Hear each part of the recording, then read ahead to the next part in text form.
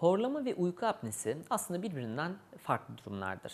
Horlamada sadece uyku sırasında bir ses çıkarken uyku apnesinde en az 10 saniye nefes durmaktadır. Bunu tedavi ederken, yaklaşımını yaparken bunları göz önünde bulundurmakta fayda var. Örneğin uyku apnesi için öncelikle nedenini araştırmamız gerekiyor. Burundan kaynaklanabilir, dil kökünden kaynaklanabilir, gırtlak yapısından, larynx dediğimiz gırtlak yapısından kaynaklanabilir, bademcik, geniz eti gibi sorunlardan kaynaklanabilir. Bunların hepsinin neden olduğunu araştırmamız gerekiyor.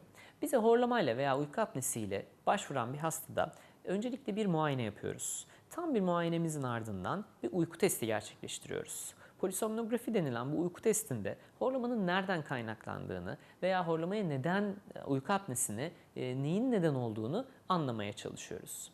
Eğer ortada organik bir patoloji varsa, yani tespit edebildiğimiz bir problem varsa buna yönelik cerrahiler gerçekleştiriyoruz. Bu cerrahiler burun içi müdahaleler olabilir, yumuşak damağa yönelik girişimler olabilir veya cerrahi dışında bazı seçeneklerimiz olabilmektedir.